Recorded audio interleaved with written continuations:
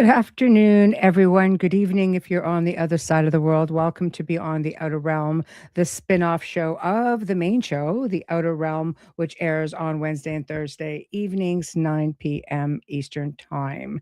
So we are broadcasting live still on the United Public Radio Network.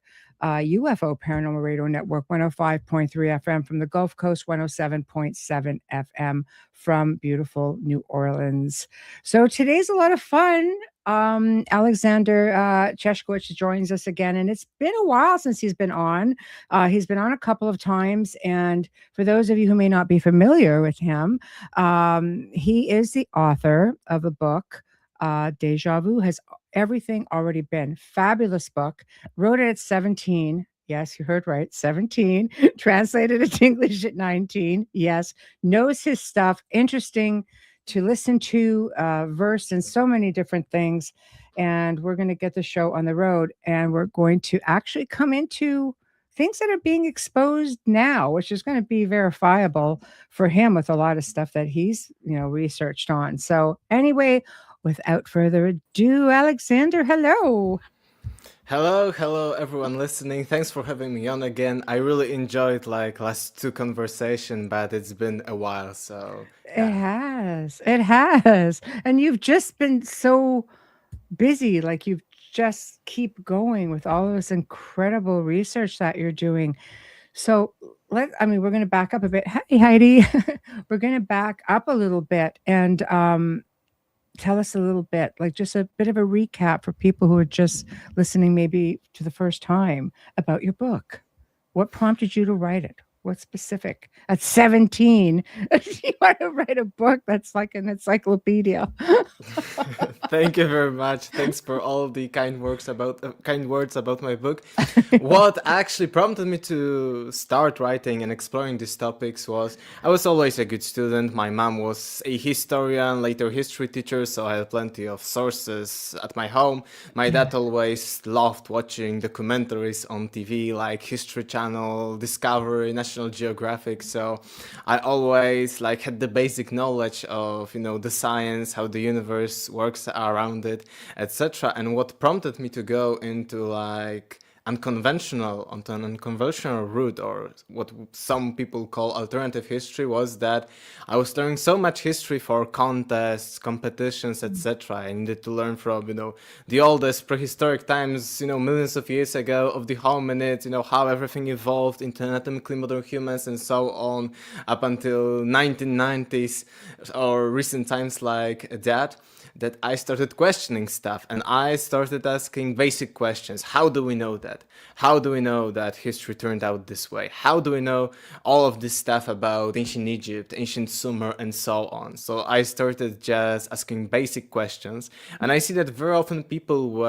when especially they're learning at school or for some kind of school competitions, they are not asking such questions. They are just learning to to get good grades or good places at such competitions. But I think what's the most important at any kind of learning, either at school or privately or at the university, is to ask about the basics. How do we know that? How do we know if it's true? Being a little bit of a philosopher even. And I started researching it deeper and deeper, and I started seeing huge gaps in our history. I started seeing that we do not know actually that much about it, despite this huge big picture about how it looks like from the early hominids up until nowadays. It has plenty of gaps inside of this thinking. Plenty of assumptions are being made on just a little bit of evidence that, in my opinion, is not enough, to show that, oh, here are 2 or 3 sources and we create a narrative on these sources. So that's how I started all of that. And then, because I started seeing these gaps, I researched more what our ancestors were thinking about our history, because of course they were much closer to the prehistoric or the ancient times than we are today. So that's how it all started. Wow. It's very difficult because you get into these rabbit holes and you realize that, what got missed, but why did it get missed? Do you feel like I always think about, all of these resets that have happened throughout millennia, resetting history, um, and stuff just being either misinterpreted. So many linguists have tried to interpret language. Maybe it's just misinterpretation, or it's not mistranslation, lost in translation, or it's just plain kept from us. So why do you think these huge gaps from what I you? think that the basic thing, and I actually start my book here if someone want to, see how it looks like. I cannot, zoom it, unfortunately. Deja vu, has Yeah. everything already been? And actually the title, has everything already been, alludes to the idea that what if most of the things that we know about our modern civilization, what if everything has already been, and, Yeah. things are repeating, cycles of destruction and rise and falls of civilizations. And I actually start my book with this idea, how much evidence lasts for, let's say, a few thousand years? How much evidence from our modern advanced civilization would last, let's say, next 10,000 years or more? And actually turns out that very, very little. And I think that the biggest thing about our history, which is, in comparison to other sciences, let's say biology or physics, in which you can replicate at any given time an experiment, in history you cannot, because history passed. And Yeah. I think the biggest thing about our history, why we do not know much about it, is lack of evidence and lack of things that survive from prehistory, from ancient Sumer. And interestingly, I started last year, a few months ago, I started bachelor degree at the university in history. And the more and more I'm learning academic stuff right now, because I'm focusing right now on the academic stuff because of that, but it, complements my own alternative research, that the more I'm learning, the more I see evidence for what I've been talking many years ago in my book and, in all my research, that we do not know much about our history, that there are huge gaps, that there is no evidence, even when it comes to times like ancient Egyptian one, ancient Sumerian one, that only little things survived till, and throughout the millennia. The same with our modern civilization. We are threatened everywhere that, all of these things, all of the trash we are creating as humanity, it's all bad for the environment. Of course it's bad, but when it comes to a historical analysis, let's say 10,000 years from now, what would last? It's, just, let's say, 3% or something like that, only a little bit, because most of the metals, most of the plastics, and most of the things that are symptoms of our modern society, modern civilization are. Yeah. Oh, And just, why do we know if it's degrading in such? oh, frozen. Having a bit of an internet. Wait, Oh, and you're back. sorry. I have a cable internet and it never goes down. I'm having so many interviews, and today, it's paranormal stuff or something, because it's crazy for me. It's okay. It's okay. We're keeping up. We're keeping up. Yeah, but sorry, but Yeah. why do we know things from, let's say, ancient and prehistoric times? Why do we know, let's say, why do we have even remnants from people millions of years ago, from these hominids, our ancestors? Because these are natural materials, like stone, like wood, like ceramics in some cases, but the more actually artificial the thing is, the less time it lasts. So I would say that from our modern perspective, in 10,000 years, we would have like about 5% of all the remnants of our highly advanced global civilization. So imagine if scientists assume Earth is about, let's say, 2 billion years old. So imagine, how much about these deepest past of our planet we do not know. So yeah, this is the biggest thing. And I remember, it's been like 5 or 6 years since the publishing of my book, and I remember early critics saying that this is the biggest BS I'm telling, that there would be no remnants. No, we have so many of them. But actually, the more I'm learning of the advanced academic stuff at a very high level, the more I see confirmation of my theories that we do not know much. And even if we look at historical examples for instance, ancient Sumer or ancient Egypt, we see that, for instance, we have huge blank spaces of no evidence for hundreds of years during their history. And sometimes it's just our luck that, for instance, one Sumerian city was completely burned down, and the clay tablets, we know how fragile is Yes. clay, but these clay tablets were being burned with the entire city, and that's why we know so much of them from, let's say, this period. But at the same time, we know from these sources there were about 30 such big cities as the one that was burned down completely. So imagine how little do we know even about this period, and the same comes for Everything ancient burned. Egypt and others. Yeah. Yeah, exactly. The Library of Alexandria. I Yeah, mean, exactly. that was a wealth of knowledge. How many locations were there like that? But how much, in your opinion, sits in private collections? Or let's say even, you have some of the older families, throughout the world who may have private libraries that we don't have access to. So how much sits in the private sector, do you think? I think a lot, because when you see the first excavations, the first modern, of course, Yeah. excavations in the 1800s, late 1700s, and early 1900s, it was, like Indiana Jones to some extent. There were Yeah. no methods.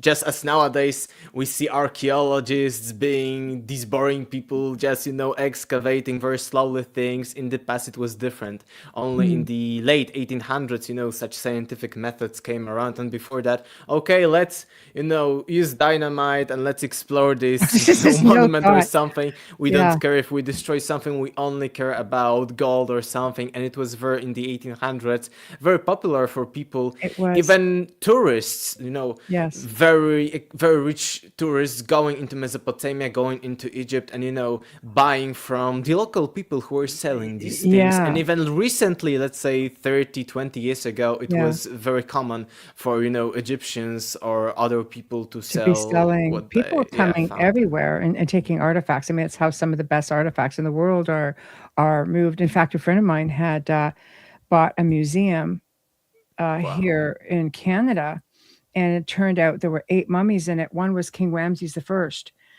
So he, in turn, had sold 6 of them to the museum in Atlanta, and one of them they recognized right away because of the crossing of the arms that it was a royal mummy.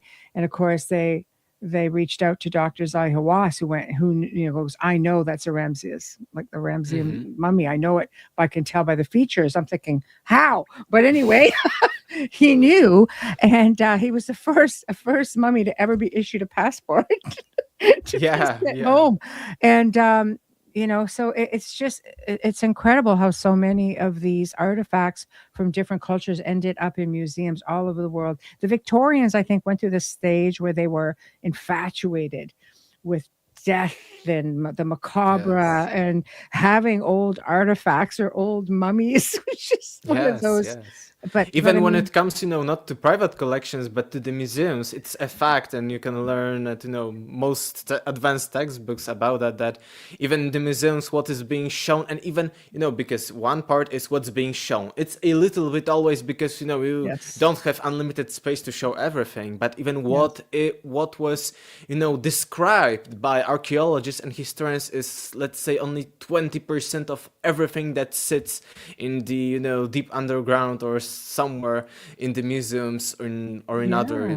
There's still places. royal mummies missing. Yeah. Nefertari, the royal Hmm. wife of King Ramses, never been found.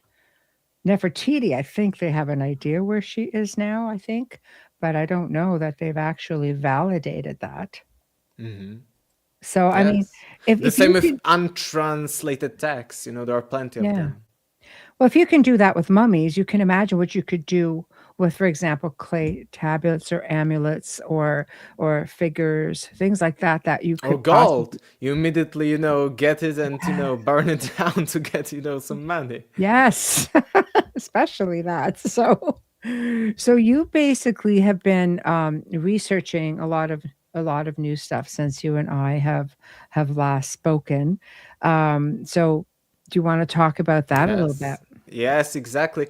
And it's not only connected, but mostly connected, for in me being, at the university for the last few months. And I am, again, really shocked, positively shocked that the more I'm learning, official academic stuff, the more I see confirmations of the alternative or the fringe theories, as they are very often called. And what I'm seeing is that plenty of internet debunkers, we see them everywhere on YouTube, on social media, Facebook groups, and so on. Even some of them have academic credentials in archaeology, history, or something. These are people just as in politics. Some are louder, some are not, and they do not represent the what is official. Actually, academia, they are representing just one part of interpreting what official history is or what the truth about our history is. And I was positively shocked that we in our books are learning advanced textbooks, academic books, etc. I've read last months were really intense when it comes to academic research, when it comes to my own life. And I was shocked how in these textbooks you finally see that they are agreeing, yeah, we do not know much about that. Yeah, it's only little evidence and we are making assumptions based on these, few artifacts we found. So finally at this level I see, I'm positively shocked about that. The same with other topics. And when it comes to, these confirmations of what I'm talking about and what I've been talking about for years now and what confirmations I see, for instance, for years I've been saying that, anatomically modern humans, according to geneticists, appeared about 200,000 years ago. And our That's recorded history is about 5 to 7 years old, 5 to 7,000 years old. So you see, it's like 5%, 3% of our lifetime existence as anatomically modern humans. But what is more is that we are taking the roots of our species back and back again, not by thousands of years, but by hundreds of thousands of years. And as I said, about 5 years ago when I was writing my book, it was 200,000 years for anatomically modern humans. And right now it's, conservatively speaking and academically speaking, 315,000, so more than half of it, again, going back more than 50%. And it's even accepted that we do not know much about this idea, and that most probably anatomically modern humans, went diverged from other hominids about 500,000 years ago. So about 500,000 years ago of existence of anatomically modern humans, and only 5, 7, 8 maybe thousand years of history. It's crazy when we see that. It's insane. Carrie's asking, because you mentioned the Queen Mother of Humans, if you can expand on that. Queen Mother of Humans. Queen Mother of Humans. I mentioned that anatomically modern humans, not like Queen Mother. I don't know what's Oh, okay. meant by that. Queen Sorry, of Humans. I don't, Okay. that Yeah, we as didn't hear species, it. are Yeah. 200, Yeah. 315, Yes. half a million years ago. Sorry, maybe, Yeah. I will try to talk more clearly, maybe, No, that's okay. about It's these okay. topics. Yeah, I hope. Yeah. No, it's okay. I think, I heard Yeah, it. Just asked but it. the same with, taking back the roots of civilization. It was crazy, Misunderstood. when we are thinking about Atlantis, talking about Atlantis, academics, no, there was no Atlantis. But right now, we, even in the academic realm, we are taking the roots of civilization back by thousands of years. It was commonly mentioned that, let's say, ancient Sumerians began about 3,500 BC, at maximum 4,000 BC approximately. But right now it is accepted that, okay, this is the first time that the Sumerians were using script. But actually, thousands of years before that, from about 5,000 years BC, so more than 1,000 years before the commonly accepted version of where Sumerians began, Sumerians were already as much advanced. But we just, as modern humans, do not have evidence that they used script, and script is needed for some kind of culture to be accepted as a civilization. So if there was a huge civilization, but they didn't use any kind of writing, any kind of script, it wouldn't be called a civilization, even if it was like millions of people or something. Oh.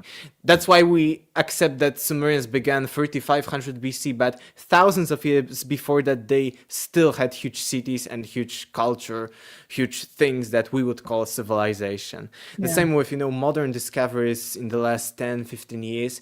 We see a few, it's called archaeological cultures because, again, we cannot name it a civilization, but they are of a size of ancient Sumerian cities of about more than 30,000 people.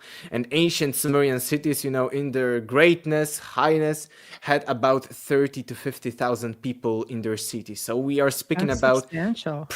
they are called proto-civilizations, more than 1,000 years before the Sumerians in Eastern Europe. Nearby me, a little bit, on the northern side, like Serbia, Romania, maybe parts of Ukraine, regions like that. We are thinking more than 1,000 years before the Sumerians. Cities that were as big as the Sumerian ones in the later times, but they had something that looks like script, but just because academics haven't deciphered this script yet, they cannot call it a script. So this is the biggest problem.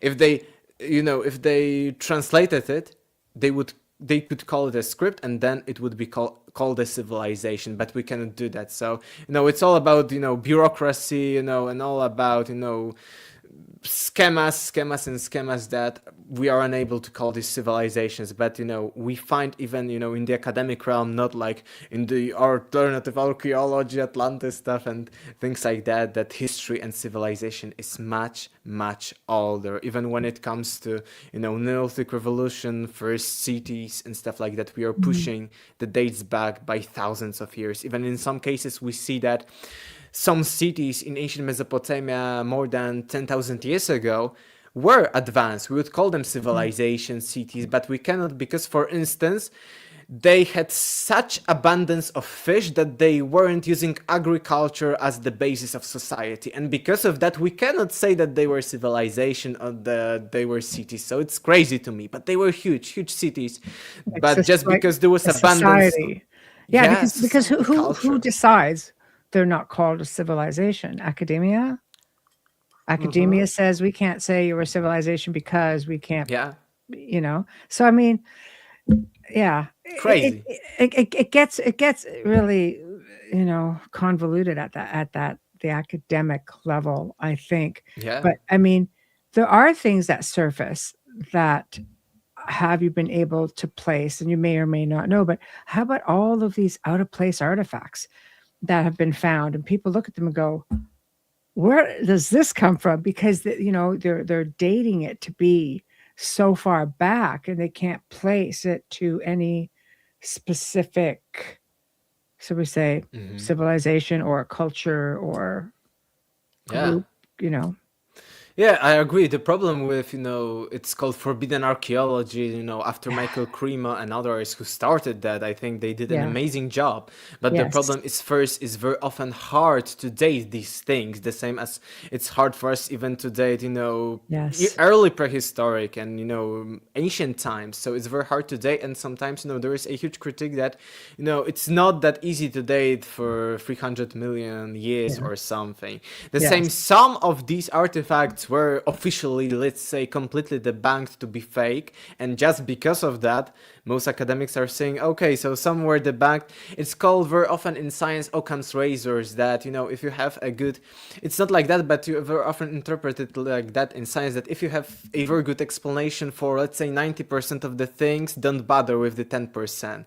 And it's with all the philosophy of science, of the famous paradigm shifts in science, that it goes like this in history, that because we had plenty of different paradigms, both about our history, about physics, chemistry, biology, and there was, right now we know how it comes about, that these anomalies we start to gather more and more of these anomalies, like, let's say, 300 million year old artifact or something, that they start to debunk the current paradigm. But right now, there seems to be a lot of them, but still, in comparison, to other, let's say, mainstream sources, it's too little for the mainstream, to switch and change the paradigm about, humans or any, because we even do not know if it were humans who, let's assume that some of these artifacts are real and they are dated truly to millions of years ago, hundreds of millions of years ago. Yes. We do not Yeah. know even if these were humans. I Yes. very often say the same thing with the giants. Even from the academic perspective, you cannot deny that giants never existed, because right now we are finding even more and more hominids with whom we coexisted. Again, 3 years ago, I was saying that we as anatomically modern humans coexisted on our planet about 80,000 years ago, if I remember correctly, with 5 other hominid species. But we are finding more and more of them, and even academics are saying that it's strange, because right now it's the only time in history of the Earth, in humans' history, that we are alone as a species, advanced species, because, 50,000 years ago, 80,000 years ago, we were coexisting with others like Neanderthals, or even other crazy ones like Homo florescensis, who are 1 meter tall Little hobbits. people. Yeah. Yeah, Yes. so why it's impossible, and you immediately as academics debunk that there were giants, maybe we haven't found You know what? all How of can them. you debunk it? I mean, the American soldiers in, what was it, Afghanistan, Yeah. just a few years back, the Kandahar giant, like, I mean, they took one down. There's still sightings, in Italy, where they're seeing really large ones. And there are Native American museums that have, depictions of Yeah. giants. Like, I mean, Or the famous Smithsonian cover-up. they dumped them all in the ocean. I know. So I guess Just as in, if we want a little bit of conspiracy theories, just as in the case of the Transformers film, what they did after the first battle, I think in the first movie, they Yeah. put, the remnants in In the the ocean, ocean. and there were no Transformers after 5 or 20 years. It was, fake That's and right. everything. That's right. The same, we cannot probably talk about that. I don't want even to talk about it, but the I know. E-files, yesterday or today, Epstein files and stuff Oh, like that. it's all Conspiracy theories turned out to be right about it- plenty of things. well, yeah, unfortunately, it's just like an alternate truth. But I think with that was going to be one of my questions is, we have these governments, for example, the giants, that they suppressed the truth about giants. And there's, Egyptian governments have been accused of covering up information about some of its monuments. So you just look at, some of the ancient technology, and I always find the tomb of King Seti the First to be fascinating, where they have what's allegedly is a boat. Another one is like an airplane or a helicopter, and you see different, cave art or petroglyphs throughout the world, or hieroglyphs that show signs of something very advanced, and yet Or aliens. or aliens. Yes, I think you start to see that, and look at what's happening in Egypt now. You see everything that's being, because, and I get it, technology, we have technology now that is helping us to just make these discoveries. But I remember seeing an interview with Dr. Zai Hawass in the 70s stating structures and tunnels under the pyramid. And all of a sudden it shows up like a year or two ago going, oh, hey, look what we found. I'm like, hey, wait a minute. I'm old. I know. I remember seeing this stuff. So, why do you think all the cover-ups?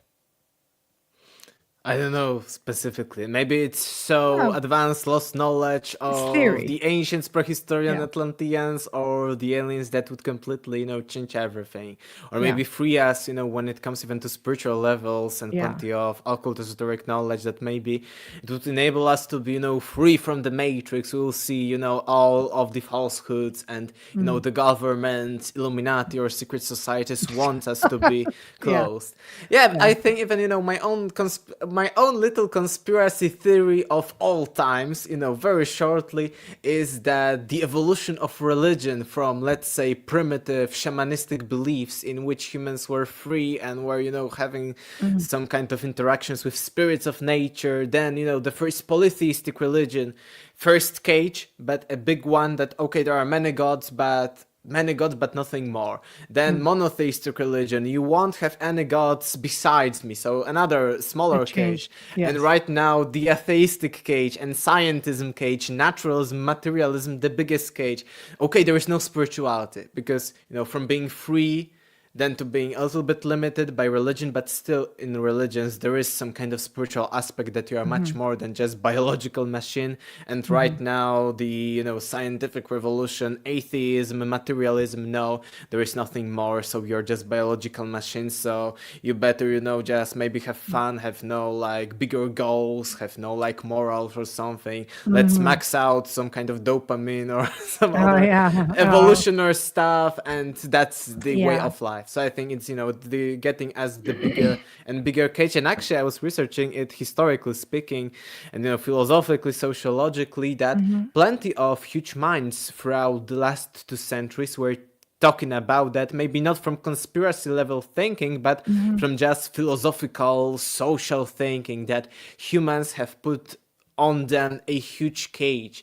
It was very often called the iron cage, that there is no god, there is no spirituality. And right now, and they even told plenty of people, there was Max Weber, even Karl Marx and others, that that it was before the war, they were living before the wars, they said that there would be huge conflict. Even famous Nietzsche with his super uberman, etc., this idea was about that when humans are denying God or spirituality, they are so selfish, they need to become, they need to invent something different than that, to give, not to be empty in themselves, something like that. But they even talked about that denying existence of spirituality will be a huge detriment in human society, and I believe that. I believe that as well. I think it has to be a balance. There's questions and comments for you.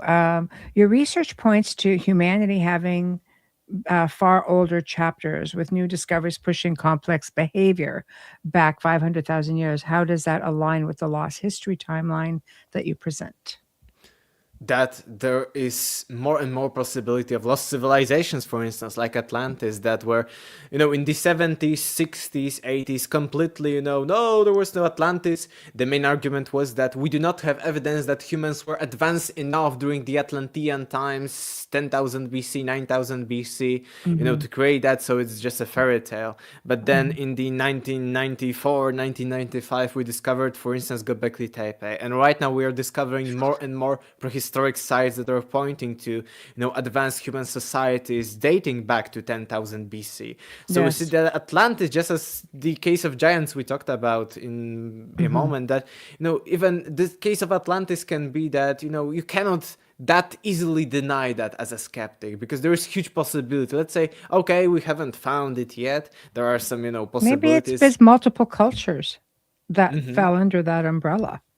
I think Yeah, we Michael Le can talk Flem about spoke Atlantis that too. because there are huge new discoveries in a moment. But when it comes to answering these questions, that Yes. lost history, stuff like lost civilizations, Lemuria, Mu Atlantis, and other kind of fairy tales, even the famous Sumerian kings list are becoming more Yes. and more right about what they are talking about, because we have been finding over the last, let's say, 30 years that the more and more people listed in this king's list, despite being mythological, were real rulers. Because we found in some kind of Sumerian ruin, they are called tells there, that there is a mention of this king, that he was real and he ruled this city, and it was in the Sumerian king's list, so it was right. So yeah, it's becoming obvious that what we called alternative history, lost history, even ancient Yes. aliens to some extent, that it's becoming more and more real with these ideas of pushing back the dates of civilization. Even news from last year, from December, very new stuff. There was an archaeologist, very conservative, as you know, when it comes to the academic realm, Irving Finkel, on Lex Friedman podcast, and he mentioned that it's his own controversial theory. He has only one because he's very conservative one, that he believes that writing began at Göbekli Tepe 9,600 years BC during the times of Atlantis. And he showed that we found stones which are like stamps because they have some kind of letters or something engraved on them, proto writing or something, and he believes that, okay, we have a few of these stones. We do not know, we haven't again deciphered the language, so we cannot say it's official language, we but don't know. he believes, yeah, exactly, but he believes that these were used as stamps. And just as I mentioned the, example that we have plenty of, let's say, tens of thousands of clay tablets from the burned city, but from 30 others that were in the same times at this moment in history, we do not have almost any from these cities, and they were of equal almost size. So this is the same idea, that we do not have any remnants of these clay tablets that were used at Göbekli Tepe, but these stones were used as stamps. So when more and more conservative people are telling that, okay, history began much older than that, maybe writing civilization. There are several like Göbekli, like several Yes. tepes, like, and they just found one, like, what was it, in the last couple of years, that they think is older. Karahan-Tepe. Yeah, Karahan-Tepe, for instance. Yeah. And interesting things about all of these tepes, like Göbekli Tepe, Karahan-Tepe, is that, again, we cannot call it civilization. We even cannot call it a sedentary lifestyle, because it's approximately a little bit before or during the times of the Neolithic Revolution. At the end of the last ice age, the climate was better, so people switched because there was abundance of food. They switched from being, for hundreds of thousands, and before that for millions of years, hunter-gatherers, cavemen. Nomads. They switched, yes, nomads, they switched to the sedentary lifestyle. But we cannot even say that Göbekli Tepe was sedentary lifestyle, because these people were hunter-gatherers. So according to science, they were cavemen that were building megalithic huge structures. So this is the idea, and that's why we cannot call them our earlier civilization or something. But we are getting, again, I see that every day I'm learning, for the university stuff, prehistory, ancient history, that we are, even conservative people are taking the roots of everything back again. I remember reading, like a few weeks ago, a book from 2004, so a little bit more than 20 years ago. And it was set in that I was laughing very hard. It was like, it's a very good, like, academic textbook. And it said, anatomically modern human appeared about 50,000 years ago. At maximum 100,000 years ago. And I was laughing very hard, because now we know that 300, 200,000 at least. So you see how we were changing that. And the same thing in my book, I was showing that until 1840s, less than 200 years ago, we knew almost nothing about Mesopotamia, Sumer, any kind of civilization or city in this region, which is now basic knowledge, common knowledge, that Sumerians were the first civilizations. But before the 1840s, we knew nothing.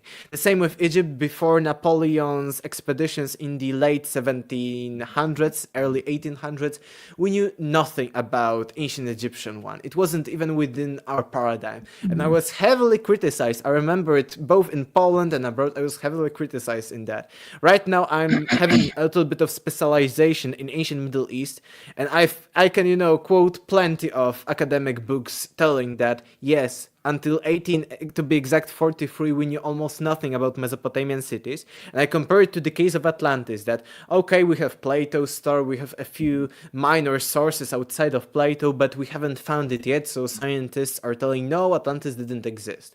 But the same was with Mesopotamia before 1840s, less than 200 years ago. We had plenty of mentions of Mesopotamian cities. Abraham in the Bible came from the Sumerian city of Ur, which we later found out to be real. Even ancient Come back. And we're frozen right in the middle of the good stuff. in There we go. Mesopotamia. But we didn't have any evidence. But in the 1840s, we started, in like just a few years, found that there were huge civilizations there. So I compare it with the story of Atlantis, that in the 1840s, we have had plenty of mentions of Sumerian or ancient Mesopotamian cities, but we didn't have any evidence for them. So before we dug them up, we again were telling, oh, these are just mythological cities, mythological civilizations. It was less than 200 years ago. So I think the same with Atlantis in 50 or let's say maybe 100 years, to be pessimistic about it. We will see that maybe not exactly Atlantis, okay, as it's portrayed by Plato, was real, but at least the idea of Atlantis, such a civilization, was. Yeah, I tend to think that there are people who are now, I think, delving more into the Atlantis theory, that it was more than just one location specifically, that because there are too many similarities that have spread out throughout, like not just the ancient world, but I mean even here into the West.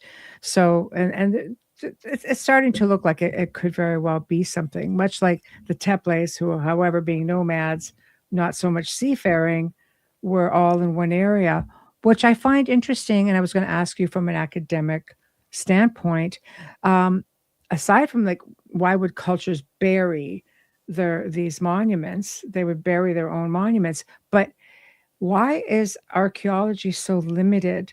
Like Göbekli Tepe, I think they even planted trees over for a while, and the whole archaeological world was going, "Are you crazy? You're going to destroy whatever's underneath," and then the trees were removed.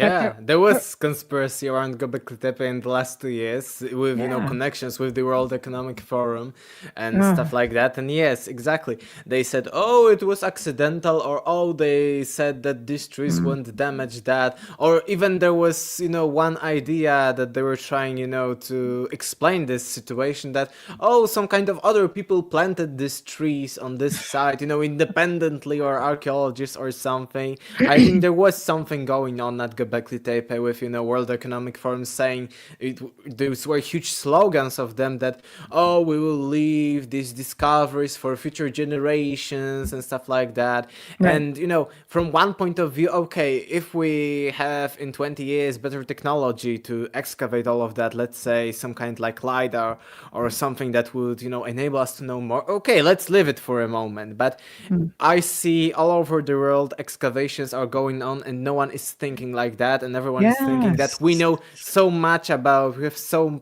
many archaeological methods that are very good at Mm. telling us what was going on, that we do not need to wait 20 or 30 So years. what are your thoughts? Why do you think they would why did the original people bury it, and why are people not wanting to excavate it to its full potential? Why try to cover up? Could it be that there's something like a technology, even just on in writing, that they're trying to hide? Like, why do you think? Yeah, from the modern perspective about this conspiracy, I think that, and it is commonly archaeologically accepted that what we excavated at Göbekli Tepe is like 5 to 10% of everything, and more such megalithic Yeah. structures are still beneath the earth. So maybe they know something Mhm. about it. Maybe they scan that. There are scan lidar and other Yeah. technologies to do that. So maybe they've seen something. Oh no, we won't show it publicly to others. So I think from the modern perspective, it can be like that. And why? Maybe there is some kind of technology, as you mentioned, or maybe there is no technology, but maybe the idea, because again, we are talking about World Economic Forum, we are talking about these cages on Oh, it could be humanity. spiritual, something Yeah, substantial, I guess should have been a yes, better way to word it, like, exactly. It can be technology, like sure. materialistic one, it can be spiritual one, but I Yeah. think even from a propaganda ideological perspective, Mhm. the belief that oh, it was everything evolutionary, because most of the evils in the last 200 years came from the materialistic propaganda, from the evolutionarism. All the communism Mhm. was about the struggle of the classes, evolution, materialism, and stuff like that. And I believe that maybe there was even finding that history, civilization is older, that maybe people, let's say that they were hunter gatherers, maybe they were living happily, maybe they were living in advanced manner, but they were just having different nomadic lifestyle because it was easier for them. Mhm. Maybe even it can be ideological, that it could shatter the view of slow evolution or civilizations being only Mhm. 5,000 years old, and it could shatter even this evolutionary approach. Maybe too much would be uncovered, or maybe it would lead to conspiracy theorists and alternative research again to be right. So Mhm. maybe people like let's say casual people who are listening only to the mainstream and stuff like that, maybe casual people will see, okay, every one of the conspiracy theories, fringe people, and so many bad Yeah, names it's as they happening. called, Yes. tinfoil hat people, they were Yeah. all right all along. So maybe they are Mhm. also right about the government, or maybe they're also Oh, right yeah. about that we are more than material human beings, just biological machines. So I think even from ideological perspective of having people in control, it could be dangerous. Even let's say there is no technology, at Göbekli Tepe. So this is from the modern times, but from the ancient ones, there is this idea of the burial. But there are also, I've seen alternative theories that it wasn't intentional burial. Maybe it was some natural, maybe Well, catastrophe, or some maybe people no suggest catastrophe. cataclysm. Yeah, exactly. Yeah. Right. What is interesting, I've been really into, how recently over the last few months, how science works. I wanted to more understand it as I was seeing more and more confirmation of my speculation, as it was called before. And I've Yes. seen, for instance, right now or very recently, there were excavations at the Sumerian city of Ur or Uruk, I don't remember correctly, at 22 meters.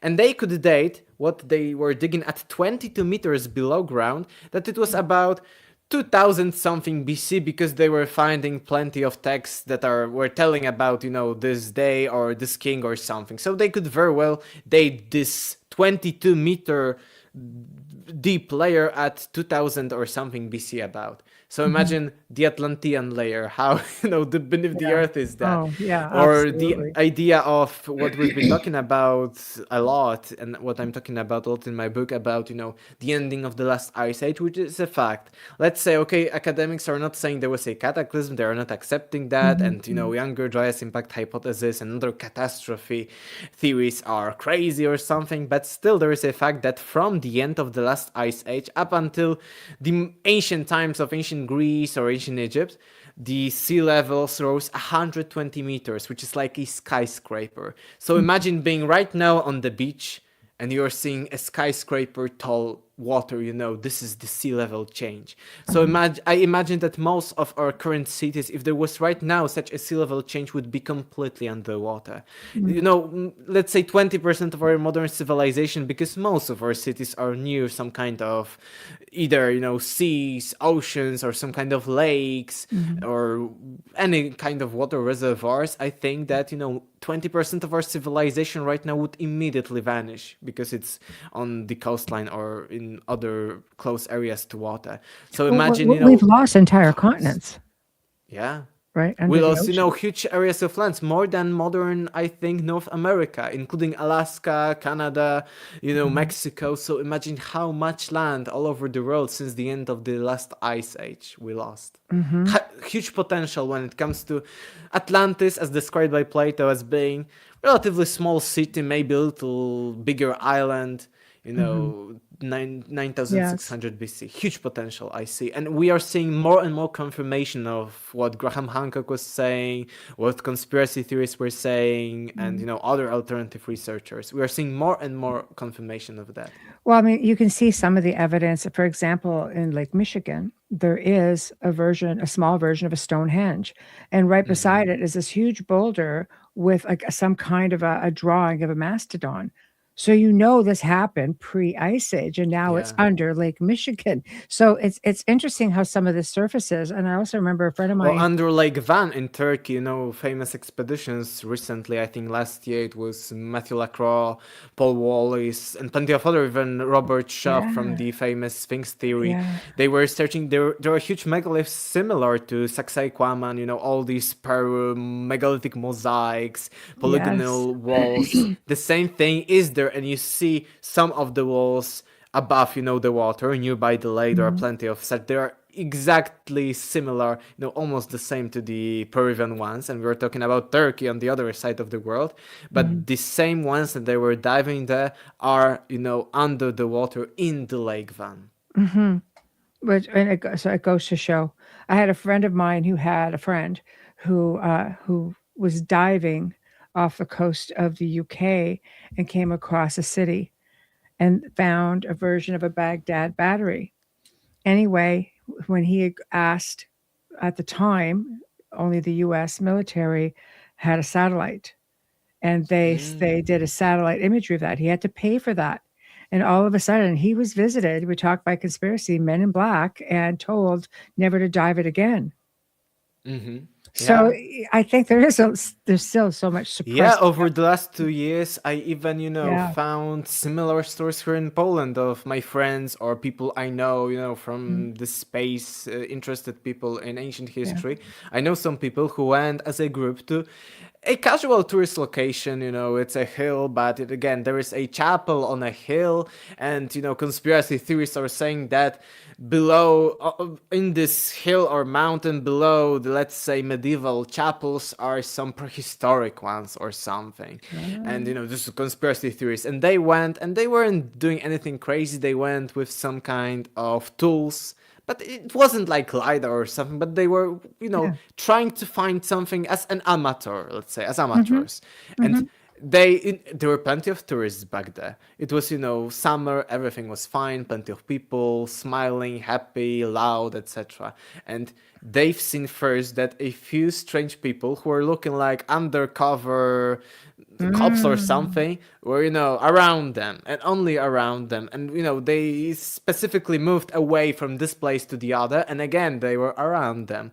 And then one of them went to, the main person who was leading this group and said that you better not do that because you may be, your life may be in danger, not like threatening, but again, No, but a little bit fishy. So even yeah. I see the same things here in Poland, or there are some underground, again, monuments under, again, another but different one, medieval chapel that, according to conspiracy theories, are from prehistoric kingdoms, huge civilizations of Poland.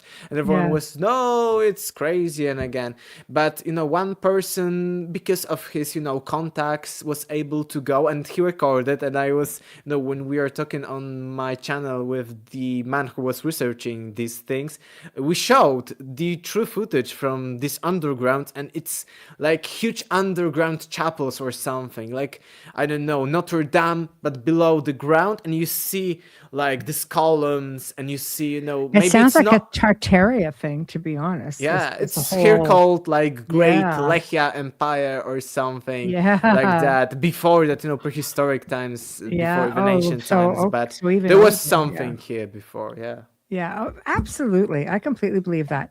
Okay, I'm going to start get we have a lot of comments and questions.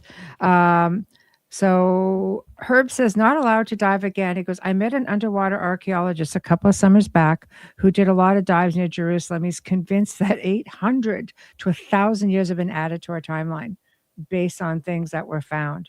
That's interesting. Mm-hmm. So that's all. Yeah, I don't doubt it. Then he goes on to say, I saw a scan of Greenland. There's a lot coming up with that too yesterday that showed Mm-hmm. a whole middle section is water. Kind of made me think for a second, what if Greenland was Atlantis? Because of the way it's shaped. Yeah, it's possible. There's a lot of stuff with Greenland, like down Yeah. to UFOs, to secret hidden bases, and Yeah. When oh it my comes to gosh. Atlantis, because that may be interesting to our viewers, when it comes to Atlantis, recently there were a few, no, over 10 to 15 years, there have been a few very good points when it comes to a possible location of Atlantis, the famous Richard structure, which Yeah, right now there are a yes. few expeditions, amateur again, unfortunately, but maybe good that not official because they would hide something, but expeditions who are showing that, these geological formations around the Eye of the Sahara, the Richard I have structures, someone are who's done a strange. couple of Yeah. times to talk about it. We, He's been there a few times. It's and have been researching it. Makes yeah. he makes very good points. So, it is like when you say these geological structures, you're looking at the layout, you're going, it's probably one of the only places that have been found that looks like that. But then there's so many Yeah. other people who lean towards the Azores, underwater of the Yeah, Azores. but That's very compelling. okay, let's say Rishad in Sahara, Azores, and right now I know Michael Donovan who is researching, and he's making documentaries about Atlantis in Cadiz in Spain, so more Mm, closer to okay. Europe, and he's finding some structures that are coming out of the water nearby, the shores of the Mhm, Spain, and I mhm. think from Plato's perspective, he's telling us that Atlantis was not a single city. He's describing us this Yes. layout of this main city, but he's mentioning even there that Atlantis was some kind of maritime civilization. He's mentioning exactly that Atlantis had Yeah. its influences, colonies over the entire Mediterranean Sea, over Italy, and Yes. over even Egypt, that Egypt was one of the colonies of Atlantis. So I Yes. think that all of the Yes. locations, Sahara, the Richard structure, Well, I think it started with what ancient Thera in Santorini. I've been there. It's compelling, but I don't think it has all the features that I just think it was just, yeah, but it's, very late when it comes to the times, yeah, this is Yeah, fascinating. it's accepted, in the academic circles that Plato's story is just a fairy tale, just his imagination, his fantasy, and he was inspired by the Thera volcano story. So, yeah, Yes. it is, it may be, but even when it comes, okay, right now to what I'm doing, when it comes to academic research, I'm trying to find, and I think I'm on a good way to academically show that at least Plato is having sources from Egypt. And how I'm doing that is comparing historiography, which is, this crazy word, but it's just how different cultures viewed their history. So modern historiography is how we view our history. So the mainstream paradigm. Mesopotamian historiography would be the Sumerian kings list, how they viewed their past. The Egyptian one would be the Egyptian kings list. And interestingly, in Greece, there is, nothing comparable in their ideas to what Plato is telling us. So we can say with high confidence that he was, taking at least inspiration from ancient Egypt. And again, we are, I think, talking about Atlantis like a year ago or something, that, Egyptian sources are very similar to Plato's description of Atlantis. And again, in Greek historiography, so how ancient Greeks viewed history that was before them, they don't have any tradition that looks like the Atlantean ones, that first there was this god, then there were these different lineages of Atlantean rulers, and so on and so forth. So we can say that it's much closer to how Egyptians view their world. So we can say, okay, if Plato is telling us that Solon went to Egypt and there he found the story of Atlantis, we are right now, due to our research, being more and more confident that yes, Plato's Atlantis had Egyptian origins. And okay, we haven't found yet an exactly similar story that there was this island like Atlantis in Egyptian records, but we have plenty of similar ones that may be telling us about that. Well, So I think We'll that just be south I of will be Egypt. researching it this year. I won't, because again, I was positively shocked. I gave my book to a few of doctors, professors at my university, and they said, okay, they do not agree. They even see maybe a few from their perspective mistakes, because it's not academic in their sense, but they see that, yeah, it's very interesting topic first. Second, it's good that people are interested in such topics, and even that way of lost civilizations, according to them, is a good way of promoting history, to getting people being interested in history, because when it's boring, people are not that interested. So they were actually positive to some extent about my book, and they said that I should be writing, but then I need to be only critical, but I can write on such topics scientific articles, and I will be writing the first one on the flat similarities, because they said that it's huge, and they were shocked when I gave a presentation about similarities between flat stories in Mesopotamia, India, Bible, and other. And I want later to dive into this topic of Atlantis from a historical perspective, because what I've learned, again, I'm positively shocked. That's why I wanted to update a bit. Before we were talking about lost civilizations, lost history, and everything, and right now I want to show people that it's not like these huge shouters on the internet, these debunkers are telling you. It's not that academia in all of everywhere looks like that. It's not like that.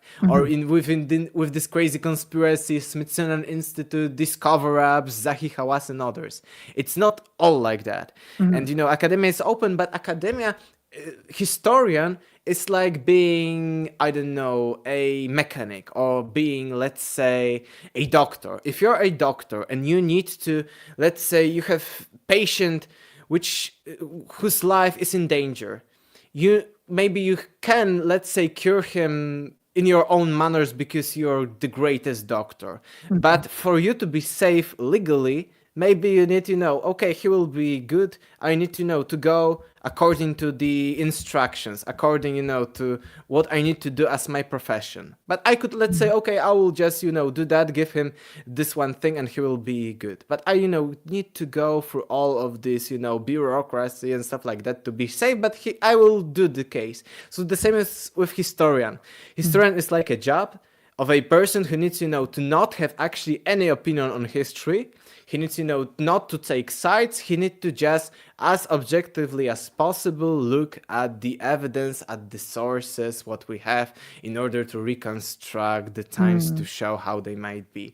So again, if let's say you are a historian with an opinion of Atlantis, it's your personal opinion, but you shouldn't have it because it's your job. Let's say the same if you're a lawyer or someone. You need to be, Yeah, very you have, objective, yeah. put your emotions or your beliefs Mhm. aside and look at everything. So the same is with historian. It's just a job. It's not, again, because plenty of shouters, debunkers, popularizers of science say science is going for the ultimate truth. And I think in previous conversations I mentioned it plenty of times that science is nothing close to truth. It's, just a way of objectively looking at different stuff. It's much complicated than that, but it's not going for the truth. And even right now when I'm learning about philosophy of history methodologies of a historian at the university, we are being told that the job of a historian is not to go for the truth about our past, but just, to compare the sources, be critical about the sources and show that, it may not be as the sources. So it's never about historians knowing the truth about their past. No, it's just, complete, it's like intellectual thing.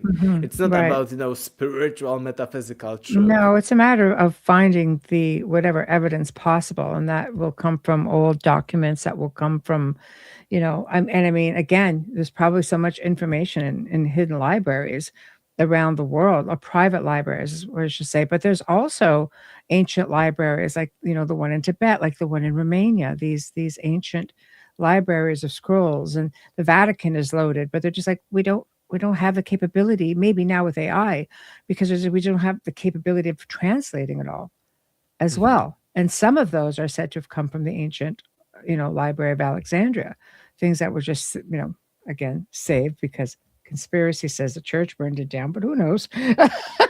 Who knows? So, they've got all the good stuff, but I'm sure it's all out there at some point, and it's a lot of digging, it's a lot of researching, it's a lot of cross-referencing and cross-referencing again, and you keep going until it's as definitive as you could possibly, find it to be. And that's not easy. You have a bit of a job ahead of you for this stuff, because I think also of all of the conspiracies and all of the online, sofa researchers, as I call them. But, sometimes it's all you have. I love hearing people's perspectives and opinions. Um, I love that there's interest, because when the interest stops, then what do you do with it when you find it? You know. Um, okay, a couple of questions. If deja vu and lost civilizations point to reoccurring patterns, what future timeline do you think we're most likely entering? One of collapse, rediscovery of ancient knowledge, or maybe something else? That's actually a great question. And again, about my book and Deja Vu, Cyclical Michael's Time, loaded. because yeah, the title, as I said, Deja Vu has everything already been. My book is mostly about lost history, but it points to the cyclicality of time. It points, that just as our modern civilization can vanish, maybe in the past other vanish, Mhm. but also about the cyclical both beliefs of our ancestors, but also more and more physical theories about that everything in the universe is cyclical, even the universe itself, that the Big Bang is cyclical and stuff like that. And in my book, I show a few examples of truly repeated history, but it's not like exactly repeated. Let's say 1,000 years from now will be another cycle talking about the same thing, but just in a little bit scenario. It's mostly that similar archetypes, similar motives, similar personalities, at power. and similar events are happening again, but in different situations. And according to the zodiac cycle, which I think is about the cyclical history and may be about something, spiritual, metaphysical, about everything, and maybe point to reincarnation, because why history is repeating itself in similar patterns, because maybe we need to again relive these patterns or something like that. So I think that analyzing cases of cyclical history may be one of the best physical, material evidence for some kind of metaphysical, spiritual phenomena. And when it comes to what I believe about current timeline, I think that it can change at any time. There may be a huge shift at any moment. And I think even when it comes to my own, let's say, spirituality or something like that, that I had, for instance, plenty of prophetic dreams to some extent that were showing minor events from the future that were so improbable to occur that it was beyond like my mind just making scenarios that could later be real. No, I had my own spiritual journey of some kinds, Yes. and I think that they were non-physical, these dreams, and prophetic in the sense that they were showing me the future. But from my own spiritual experience, I see that there are things that are, let's say, 80% set in stone, but still 80% or maybe 90%, as people believe in twin flames, who you will marry, etc. But from my own perspective, it is that it's still very, very, fluid, and everything can change at any time, according to our wills, not like egoistic, Correct. but as a collective. So I cannot say. I think that I'm positive about the current times. I'm positive about how things are going since, let's say, last 5 or 7 years or something like that. And I think that humanity was already much lower than nowadays, maybe 50, 70 years ago during the world wars, or even during the medieval times, Middle Yes. Ages, Dark Ages as they are called. I even believe that they may be the Kali Yuga of the Hindu, but it's one of the interpretations. There are plenty of them. So I cannot say about Yeah. how it will be right now, but I think everything can be changed. I think that yes, everything is cyclical, and I think it's, like, similar even from my own experience to karma. Karma, we think, oh, it's something, oh, I will do to you something bad and I will have an bad event in my life, or some people will treat me as badly as I was treating them. But karma in ancient Eastern knowledge, spiritual knowledge, is much broader term. For instance, there are different types of karma. There is something called runanubandha, which is a natural karma of our organism, like DNA, primitive karma, like our desires or something. And you cannot that easily get rid of that. Maybe some yogis can get rid of that, meditate and something, but even it is called in the Hindu thought that this Ranubandha can be good for us in our day-to-day lives, because we may see, oh, I have good genes to, do that, or I have good genes to do something else. Maybe I have great genes to be, let's say, an athlete or something. So it's nothing bad. The same with karma. And I think the karma is something that we can compare to modern idea of memory. And it is often called in modern interpretation of Hinduism that without karma there wouldn't be even a universe, because if there was no kind of memory like in physical laws of how matter is being governed and creates different things, physical, or there wouldn't be a DNA, so we couldn't be physically like stable as beings, maybe we would be fluid or something. There wouldn't be an universe. So we need Yes. some kind of karma. Karma is something that make things last, like universe. Without karma there would be a universe. Karma in the universe terms would be all the laws of physics that are governing how matter is behaving, so we can have at least temporary experience that lasts, and not that everything is fluid. And it compares to, for instance, astral realms or spiritual realms, in which, from Yes. descriptions of people, everything is fluid. Nothing is like very, very dense. So maybe that's why everything here in this dimension is dense and heavily karmically, we can say. But it's not that it's bad. And I think that the same with this idea of cyclical history and why we're living in such times, why bad things are happening, is that we or some of us need these things to happen again. We need to have similar, let's say, friends. We need to live in similar, sometimes dysfunctional families. Maybe we won't, because we have sometimes as people toxic traits. We know that from psychology, that sometimes we want toxic people, let's say, in our lives or something. We like that. Some people like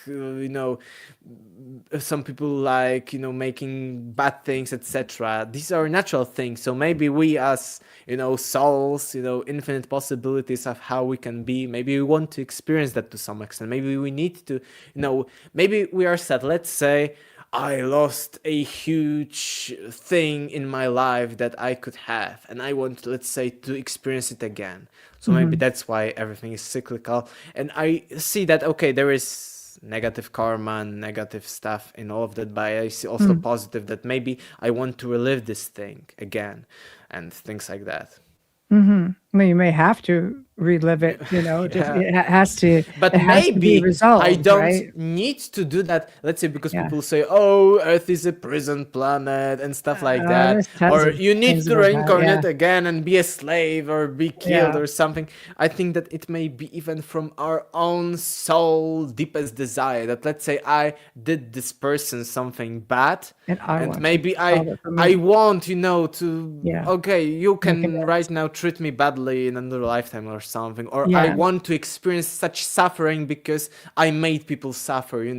So maybe it is also Yeah, it's a internal. personal journey, right?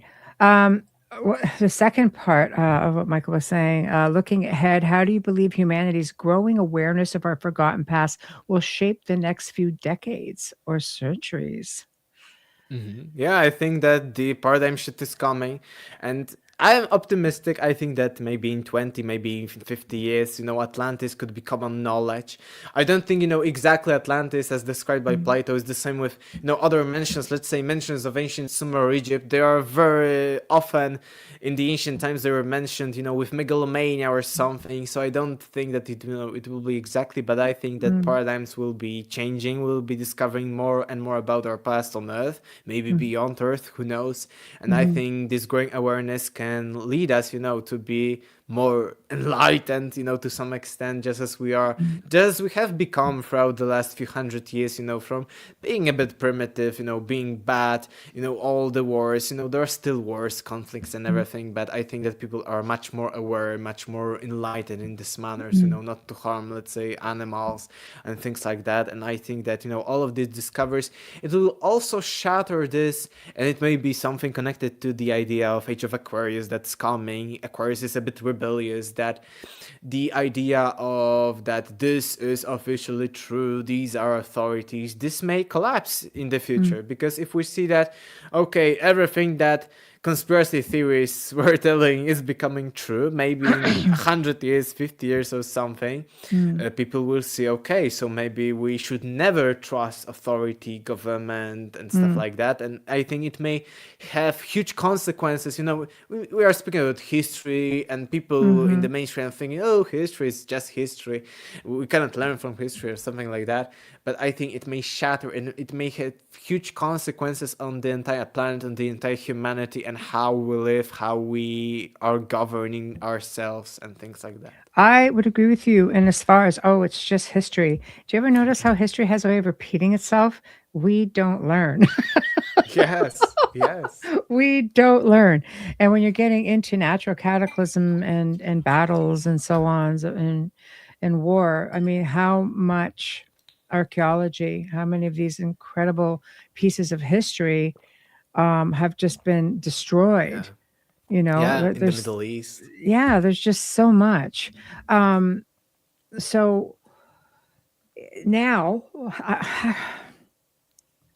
where do you plan? Like when you're looking at places, like ancient Sumer, Mesopotamia, getting to places like Iraq and Iran, um, the tomb of Gilgamesh, wasn't that just recently discovered? Was that a Yeah, a few years ago. Yes, yeah, yes. Again, another mythological king.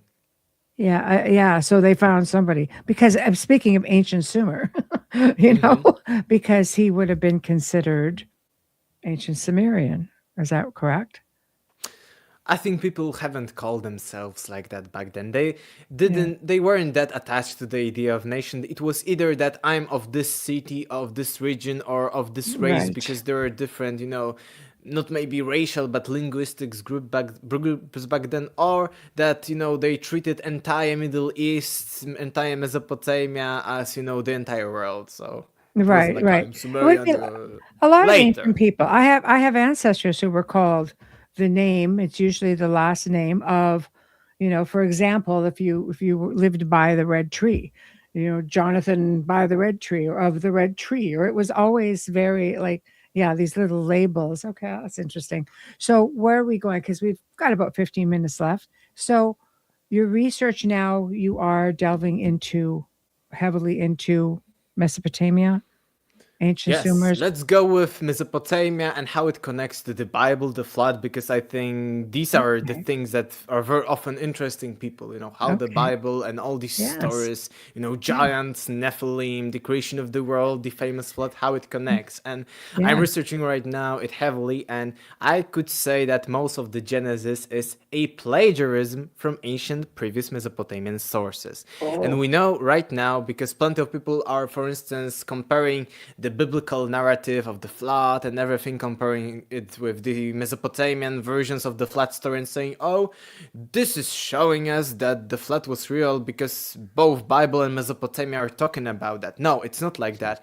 It's that the biblical version, it was shown, time and time again, is very, very late when it comes to the ancient times. It's from between 500 BC to even 300 or later BCs. And Mm. imagining 3000 BC of the ancient Sumer, it's very, very late. And we know very, very well that, by analysis between, the biblical sources, ancient Mesopotamian sources, that biblical Old Testament tradition is heavily influenced by Mm. Mesopotamia and what was going on there. And I could even say maybe it's, too much because plagiarism is like maybe bad word, but I would say it was a huge, huge copy plagiarism from previous Mesopotamian sources.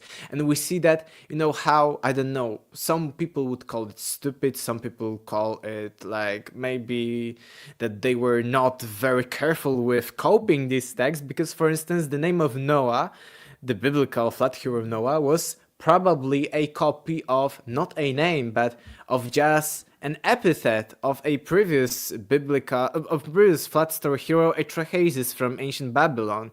And epithet, I meaning, the description. Like, let's say I don't remember which one it was correctly. I will be, writing everything down soon, but epithet description, like, let's say Atrahasis the Great, and the Great is Noah, and they are using it as the main story hero. So they either were very quickly copying these texts, or they weren't literate very good, they weren't Mm. very well versed in this language. And you see such things, even, Edin is, all from Mesopotamia. It all comes from Mesopotamia. There are plenty of, pearls like that. And they, took from Babylon, from Assyria, from Persia even. Maybe the idea of the Garden of Eden was not from the Mesopotamia, from Sumer, but from Persia. It's, very well threaded. I'm starting with the flood, but I've already have seen tons of connections, and Mm. it's, very interesting, how they were doing that, and how even not stupid, but how, maybe not intelligent, maybe not very well versed in this language they were, that they even used the epithet of the main hero story of the flood to use as, their name in the Bible. Even, Mhm. when it comes to the flood story, it's that, when the flood is there, Noah is on his ark with his family, he's sending two birds, first bird is coming back, so it means that he couldn't find a safe place to land. He's throwing a Mhm. bird away from the ark, he's coming back, so there is still waters everywhere, and there is no place for the bird to be safe, so he went back. Then Noah sends another bird, and then this bird isn't coming back, which means he found Fine. safe place. So Yes. then Noah knows, oh, the flood will be over soon. It's the same with one of the oldest text, the Gilgamesh. There's Utnapishtim, who is again sending but 3 times a bird, and last time is not coming back, so we know the flood is over. It's even the these details, of Mhm. sending the bird, of the name, or even taking how many people were taken onto the ark. Noah took his wife, 3 sons, and 3 wives of his sons, so 7 people. And the same, in India, Manu, the first man, took 7 rishis, 7 sages. 7 sages are also briefly but not very exactly mentioned as being taken onto the ark in the ancient Mesopotamia. There are plenty of connections, so Mhm. Bible took much from these texts. And the same, there is right now a conspiracy in the alternative history niche, as maybe I can call it like that, that the Atlantis was, let's say, not 10,000 BC, but 8,000 BC, because these, let's say, all of these datings of the Sumerian kings list hundreds of thousands of years are not solar years, but lunar years. There are Mhm. huge conspiracies like that. And I Mhm. wanted, to check out what academics are showing about that. And it was long debunked in the academia that, it was interpretation of Christians, early Christians, because they couldn't, compare. Let's say Bible is telling us that the word is 6,000 or 4,000 years old, and the Mhm. biblical people were the mostly living, let's say, 9,000 something years, and, in the Mesopotamian or Egyptian sources is tens of thousands of years. So they couldn't accept it within their paradigm, so they thought of the idea that the ancients were counting the days in the lunar years. So 1 year, our solar year is 365 days, but one lunar year is one lunar cycle, so less than a month, about 28 days. Mhm. So in one full hour year, solar year, you have 13 years. So you need to divide everything by 13. So 9600 BC by 13, it's Mhm. very recent past, not that much long ago.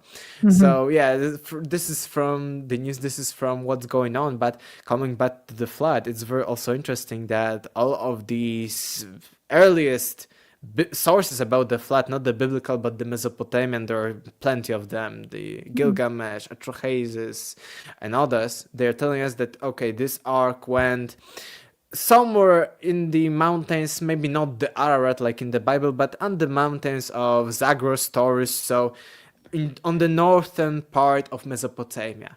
And interestingly, from this highlands, the Neolithic Revolution started. Not from the side of Mesopotamia lowlands between the twin rivers. The Neolithic Revolution, 9000 BC, started from the areas according to Mesopotamians, on which the flood was, Mhm. the ark after the flood was there, and they had some ritual, and that's how civilization started again. So they were right, maybe even randomly, that Yeah. civilization started there. I'm kind of funky with that because, I mean, it would take a long time for wood to petrify, and this is what Hmm. they're trying to say happened at this location. What are your thoughts on the location of the Ark, of a photo that was captured on Mount Ararat in World War II by pilots and later verified when satellite technology became a thing? Military got pictures, and there was a Chinese expedition that were Hmm. inside of this structure, and they could see stalls and the wood. I mean, it was all still intact because it's in ice. What are your thoughts on that? Yeah, it's very interesting. Even here in Poland, we had recently some people claiming to have visited the Ark, and they were showing some pictures. But interestingly, they were only showing pictures. They haven't even shown how it looks outside. They were showing, pictures of small pieces of wood, and then of the inside, which something looked like a small chamber within the Ark or something, a small part of the Ark. And I haven't researched it heavily, but I've seen plenty of debunkings that some, Christian apologetics and very religious people want, to show that there is this ark. There is probably one nearby the Arat mountain, one fake that was being Mm. created somewhere in the last century, and we know it's fake. They used, techniques to get the wood older, but I don't know, maybe there is one there that is real. The World But War we II do not have. pictures is pretty compelling, Yeah, but but it's maybe it was this one that was a little bit fake. I know that there is one that is being fake, and that's why people who are claiming to have visited it doesn't mhm. show, all the entirety of them. Just show, Yeah, small thing that was created the later by Chinese humans. team The But Chinese maybe one is was true there. videoing. Yeah, they were videotaping, but and it's split in half sometime in the last couple of 100 years. Like it seems to have split in half. It's in sections, but We the can date the wood, so probably we yeah. should date it. Then the Yeah. Well, chronologically. I think people have actually taken wood from it. They should date it. Maybe that's why you're not seeing a whole lot of it. But I know that the government has basically put it off limits to further archaeology as well. They don't let people go up there anymore. But another story with the other location, um, and this was an archaeologist friend of mine who was on the show, and he said they found there was a man who found the graves of Noah and his wife allegedly in a neighboring town from where they figure the ark is, and of course it got ransacked. He goes because he went public with the information, and they basically just pillaged the graves. Yeah. Yeah, it's actually a common occurrence. I've heard at my university here in Poland the same that when they are digging, they are not telling anyone because, it's very Yes. often the case. Yeah, but I mean, we do not have any more proofs than the alleged one that these were real. And Yes. I'm open-minded on both sides. Maybe it Yeah. was both the Ark and the graves, but maybe, people fabricated it or maybe it was some kind of legend or something. It's a I'm open, curiosity. but what I say is Yeah. I don't know what is true about this. Yes. But and that's of course what is part of your journey is to try to find this information. Because it's like Carrie says, she goes, oh, it's sort of Noah's Ark was a DNA library of sorts. I've heard that come up many times, not just animals. Yeah, Mesopotamian sources on which the Bible was based are telling both about the grains, some plants, not only animals. So yeah, Yeah. Yeah. So it could be a thing. I don't know. I think it's super interesting. I'd love to pick up the talk again on another show if you'd be willing and of just course. continue on from your current research and Yeah. dig Maybe deep. I wasn't today talking about, the biggest stuff because I've already talked on to other conversations with you, but also I wanted, to update and show the biggest idea behind today's show is that science is catching up as people are telling us things keep getting older. And, this is the whole idea that science is catching up and everything is turning back to be older and conspiracy theories and fringe theories are Yeah. being right. Yes. I love it. I love it. And I'd love to do a part 2 on it. A little bit of a deeper dive in the scientific connection within ancient history. I think it's very important because there is a lot of there's a lot of different theories that go on out there, and I love to hear it. And science itself has listened to some of these theories and decided, well, let's examine this, and have come forward and said, hey, you know what? This could be something. To me, even if you hear this could be something, it's enough for me because it tells me that it's worth delving into, Yeah, of course. right? So there's hope. There's hope. So I have your website here. This is the time you promote yourself. Where can you buy your book? Well, there's many places around the world. And what do you have going on? What do you have coming up? I think that the best way is to copy and paste my name and surname or type it Aleksander Czeszkiewicz and you will find me on YouTube, on other live streams, shows, interviews, and you can find me on other social media like Facebook, Instagram. And again, my book is found on Amazon, the English version only, so only Amazon's, but US, Canada, UK, Australia, it's Deja Vu has everything already been, but just type my name and surname and you will probably find it. So I think it's the easiest way. Aleksander Czeszkiewicz. Czeszkiewicz.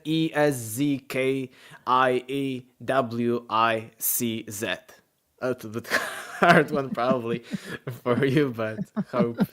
That's a tongue Yeah, and I twister, have Alex. tons of things going on, and again, I will be researching more from the historical perspective, but I have also plenty of things parallel to that from the alternative, from independent research. Maybe I'll call it very good like that. And my book is not only about lost history, but also about different kinds of spirituality, cyclical time, physics, tons of different topics from plenty of different different areas of knowledge, areas of science, and much of that. And I'm also interested, apart from history, in spirituality, metaphysics, consciousness, how the universe works. So I want try to discover the biggest things, the most interesting things that very often academics are ignoring or not researching that well. I may even I used to have a great presentation, if you ever wanted, with slides about the whole geometry and maths behind our solar system that, in my opinion, may lead us to discovering the matrix code, as we could like it, the Yeah, code behind our reality. So I'm yeah, down. I'm great, absolutely great, down. yeah. I'm absolutely down because that's something that's when you think about everything that we can manifest, are we all these incredibly superior um, spiritual beings, or is there something more to it? You can manifest pretty much anything in a matrix, I'm told. So, you Yeah, we know, can talk about that, connecting uh, spirituality with physics, but also with ancient texts, because history is never leaving us. And, yeah. it's everything has already been. And I'm analyzing heavily in my book, if you're interested, tons of ancient texts, what they are talking about the reality, and you may be shocked about, how similar it is to modern conspiracy theories. I often say that, conspiracy theories started about, at least from the modern sources that we know, 2000 BC in ancient Mesopotamia, actually. So Yes. it's all ancient. It is wonderful. So I thank you for joining me today. It's been an incredible Thank you too. conversation. Oh, it's a pleasure. And I'm hoping we definitely will bring you back now that we've got this amazing time slot, better accommodate. Everybody who's been in chat, thank you guys for taking time out of your day and hanging out with us. Um, Tomorrow night on the Outer Realm, we welcome author Tim Malone, who's going to be discussing his book Behind the Veil: One Man's Journey from Opioid Addiction to Spirituality and Beyond. He's had encounters with orbs, spirit guides, angels, other mystical entities, and it all began with a little beloved dog named Boo Boo. That's this incredible story. I'm really looking forward to it. Okay, and as per request, this coming Thursday night, Wayne Mallows will be joining me for another open discussion on exploring the incredible world of animals. We will look at intuition, mysticism, animals in the spirit realm, their role in healing, their role as rescuers, and the belief that they are ancient guardians. I think so. I look at my cat, he thinks he's royalty, and I'm just a peasant who's supposed to feed him. But anyway, aside from that, thank you all, and we shall see you guys tomorrow evening. Bye now. Bye.